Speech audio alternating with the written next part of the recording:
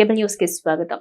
కృష్ణా జిల్లాలో 84.45% పోలింగ్ నమోదైందని జిల్లా ఎన్నికల అధికారి జిల్లా కలెక్టర్ డికే బాలాజీ తెలిపారు.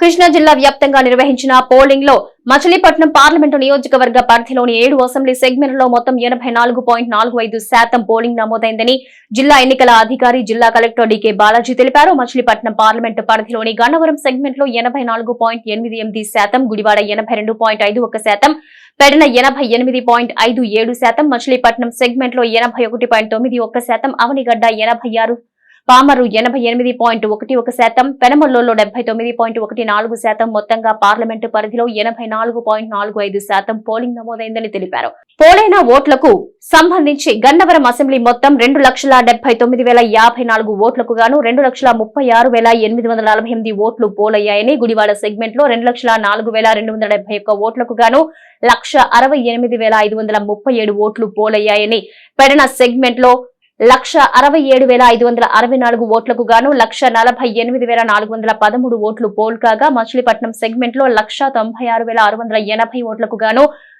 1,61,109 ఓట్లు పోల్ కాగా, అవనిగడ్డలో 2,12,331 ఓట్లకు గాను 1,82,600 ఓట్లు పోలయ్యాయని, పామరలో 1,84,632 ఓట్లకు గాను 1,62,683 ఓట్లు పోలయ్యాయని, పెనమలూరు సెగ్మెంట్ లో 2,94,928 ఓట్లకు గాను 2,33,413 ఓట్లు పోలయ్యాయని కలెక్టర్ తెలిపారు. జిల్లా వ్యాప్తంగా మొత్తం 15,39,460 ఓట్లకు గాను 12,93,603 ఓట్లు పోలై 84.45% పోలింగ్ నమోదైందని కలెక్టర్ తెలిపారు.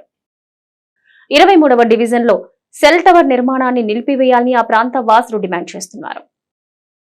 23వ డివిజన్ లో సెల్ టవర్ నిర్మాణాన్ని ఆ ప్రాంత వాసులు తీవ్రంగా వ్యతిరేకిస్తూ ఉన్నారు. గత 10 రోజులుగా అర్ధరాత్రి సమయంలో దీన్ని నిర్మించడం ఏంటని వారు ప్రశ్నిస్తున్నారు.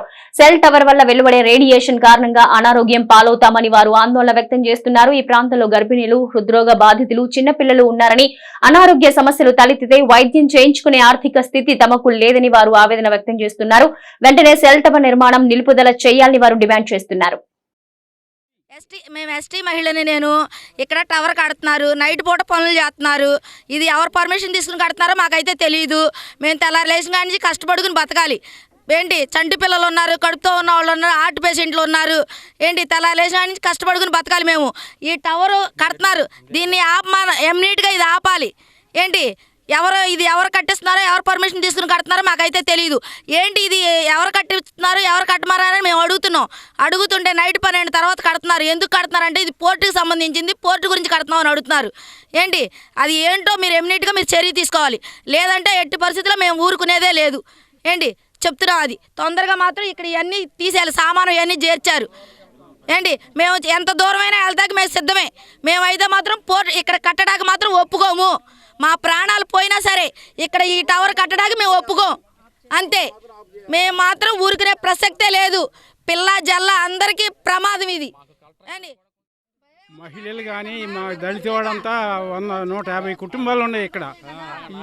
ఆగండి, ఇక్కడ దళితవాడ పక్కనే 150 కుటుంబాలు ఉన్నారు. ఈ పక్కన ఎస్టీ కుటుంబాలు, బీసీ కుటుంబాలు, దరిదాపు 2,000 కుటుంబాలు ఉండేది ఈ టవర్ పక్కనే. ఈ 2,000 కుటుంబాల్లో వచ్చే దీనికి చాలా ప్రమాదం అని మేము అనుకుంటున్నాము. మీరు కూడా ఇక్కడ ఈ టవర్ ఆపితే బాగుంటుంది. ఎవరిచ్చారో పర్మిషన్ కూడా ఎవరో తెలీదు. పర్మిషన్ ఇచ్చిన వాళ్ళు మరి వచ్చి మరి దీన్ని చూసి చేయాలి. ఇక్కడ కార్పొరేటర్ గారు కానీ ఎవరైనా సరే వచ్చి చూడాలని మేము కోరుకుంటున్నాము. ఇక్కడ మాత్రం ఆపాలి. ఇది ఆపితేనే మేము అందరం ఎస్సీ కుటుంబాలు 150 మంది ఉన్నాము. బీసీ కుటుంబాలు ఉన్నాయి, 2,000 కుటుంబాలు పక్కన ఉన్నారు. మధ్యలో టవర్ కడటం కూడా చాలా ప్రమాదకరమని మేము భావిస్తున్నాం. అందరికీ నమస్కారం. ఇది 23వ వార్డు అర్జునవాడకి చాలా దగ్గరలో ఈ టవర్ కడుతున్నారు, ఎయిర్టెల్ టవర్. ఇది దరిదాపుగా ఈ వార్డులో 3,000 ఓటింగ్. ఇది వార్డుకి సెంటర్లో ఇది 14 ఎకరాలు. ఇది మున్సిపల్ లేఅవుట్ కాడ ఈ సైటు 14 ఎకరాల కాడ పొలంలోనే ఉంది. ఇది గతంలో కాడ నాకు 500 గజాల స్థలం ఉంది. నేను పదవిలో ఉన్నారని చెప్పి మీరు ఇమ్మీడియట్గా వెళ్ళిపోండి అని చెప్పి నా ఇంటికి ఉండి ఇమ్మీడియట్గా నేను పంపించేశా. ఇవాళ ఇక్కడ మేరు చేసిన నాకు తెలియకోకుండా ఇక్కడ జరుగుతుందండి. ఎంతమందికి దెబ్బ ఇది? మనం పదవులు చేస్తున్నామని కాదు, అది మంచి పని చేయాలి. వార్డులో రోడ్లో లేకపోతే డెవలప్మెంట్ పై చేయాలి కానీ 10 మందికి దెబ్బ వచ్చే చేస్తారా? మీకు తెలియకుండా ఇది జరిగిందా? ఎందుకు? అందరికీ నమస్కారం అండి. ఇక్కడ బిఎస్ఎన్ఎల్ ఏదో టవర్ ఎయిర్టెల్ టవర్ కడుతున్నారంట. మాకు తెలీదు. మా పక్క స్థలం మాది. కనీసం మాకు ఇంటిమేషన్ కూడా లేదు. కడుతున్నామనే సమస్య కూడా తెలీదు. మరి ఇక్కడికి వచ్చి చూస్తేనేమో కట్టేస్తాను మెటీరియల్ అదంతా ఉంది. వెంటనే ఆఫ్ చేసేసి ఈ మెటీరియల్ వెనక్కి తీసుకెళ్ళిపోండి. ఎవరు పర్మిషన్ ఇచ్చారు, ఏం చేశారు మాకు తెలియదు. కనీసం మాకు తెలియాలి కదా. మా సైట్లో మీరు కట్టేటప్పుడు ఇది కడుతున్నామండి, వస్తుందండి అని చెప్పేసి. కాబట్టి మాకేం తెలియదు. వెంటనే ఈ ఆపేసి పనులు ఆపేసేసి మెటీరియల్ వెనక్కి తీసుకెళ్ళిపోండి. లేదంటే ఎట్టి పరిస్థితి ఎంతవరకైనా వెళ్ళి భారీ ఎత్తున ధర్నా చేసి కలెక్టర్ ఆఫీస్ దగ్గర ధర్నా చేస్తాం. ఇక మా స్థలం దగ్గర ధర్నా చేస్తాం. ఈ విషయంలో అందరూ మీరు గమనించి దయచేసి అందరూ ఆరోగ్యాల దృష్టి పెట్టి చర్య తీసుకుని ఈ పనులు వెంటనే ఆపేయించేయాలి. పోలింగ్ కేంద్రాల్లో సరైన వసతులు కల్పించి ఉంటే పోలింగ్ మరింత సజావుగా జరిగి ఉండేదని సర్వత్రా అభిప్రాయం వ్యక్తమవుతోంది.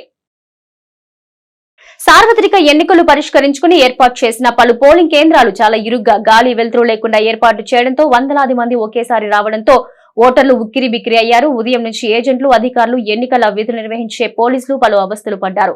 వెలుతురు లేకుండా ఇరుగ్గా ఉన్న పోలింగ్ కేంద్రాలు ఎలా ఏర్పాటు చేశారని ఓటర్లు అనేక ప్రాంతాల్లో ఆగ్రహం వ్యక్తం చేశారు.